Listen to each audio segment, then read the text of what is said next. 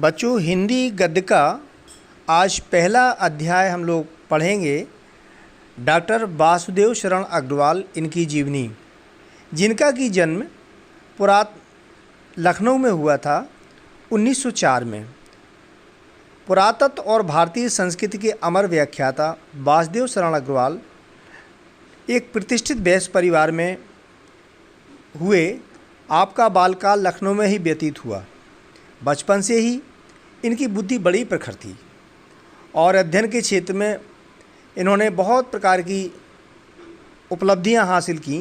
इसलिए इन्होंने अपनी अल्प आयु में ही काशी विश्वविद्यालय से बीए और लखनऊ विश्वविद्यालय से एमए, पीएचडी और डीलिट की उपाधियां प्राप्त की थीं।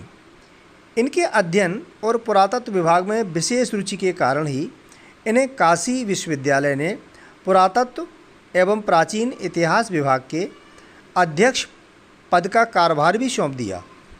बाद में ये आचार्य पद पर भी आसीन हुए। बहुत समय तक ये मथुरा तथा लखनऊ के संग्रहालयों के क्यूरेटर भी रहे। माँ सरस्वती के ये अमर पुत्र हिंदी साहित्य की सेवा करते हुए 1967 ईस्वी में भारत माँ के चरणों में हमेशा के लिए सो गए। इन्होंने जो कृतियाँ लिखी हैं, डॉक्टर अग्रवाल ने निबंध रचना, शोध और संपादन के क्षेत्र में भी बहुत महत्वपूर्ण कार्य किया है। इनकी प्रमुख रचनाएं हैं उत्तर ज्योति, पृथ्वी पुत्र, कल्पलता, कल्प वृक्ष, वेद विद्या, कला और संस्कृति, मातृभूमि, वाग्धारा आदि इनकी ये निबंध संग्रह हैं। और पारणिकालीन भारत इनका विद्वतापूर्ण शोध ग्रंथ है। डॉक्टर अग्रवाल ने अपनी जायसीकृत पद्मावत का संपादन भी किया है। इसके अतिरिक्त इन्होंने पाली, संस्कृत और प्राकृतिक भाषा ग्रंथ संपादित भी किए हैं।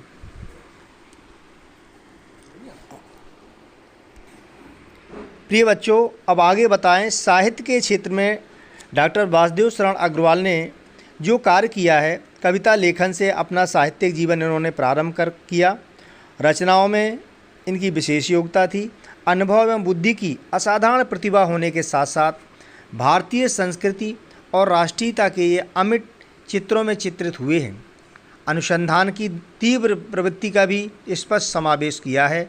ये लखनऊ तथा मथुरा पुरातत्व संग्रहालयों में निरीक्षक के पद पर रहे, केंद्रीय पुरातत्व विभाग के संचालक भी रहे और राष्ट्रीय संग्रहालय दिल्ली के अध्यक्ष पद पर भी इन्होंने कार्य किया। आपने साहित्यिक जीवन में साहित्य के साथ साथ पुरातत्व को भी अपने अध्ययन का विषय बनाए रखा, क्योंकि इनकी विशेष रुचि पुरातत्व से भी रही है। पुरातत्व क्या होता है?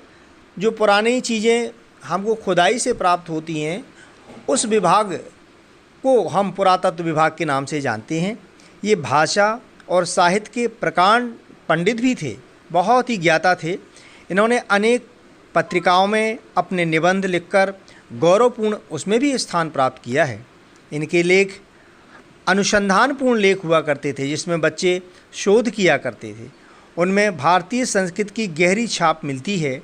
आपने भारतीय संस्कृति के विभिन्न अंगों से संबंधित उत्कृष्ट निबंध भी लिखे हैं।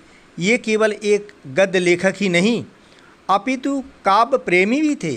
शोध निबंधों की एक मूल्यवान परंपरा को इन्होंने आरंभ किया था। ये थे हमारे वासुदेव शरण अग्रवाल। इनका साहित्य में बहुत बड़ा योगदान रहा है। आज छात्रों, इनके जीवन पर हमने प्रकाश डाला। इसको ध्यान से आप लोग अध्ययन कर लेंगे। और इनकी खास रही हैं कल्प वृक्ष, पृथ्वी पुत्र, भारत की एकता, मातृभूमि हैं, कला और संस्कृति, कादम्बरी, पोद्दार, अभिनंदन ग्रंथ इन्होंने लिखे हैं। राष्ट्रभाषा का स्वरूप इन्होंने एक पाठ भी दिया है, तो इसमें पृथ्वी पुत्र नामक निबंध संग्रह से लिया है।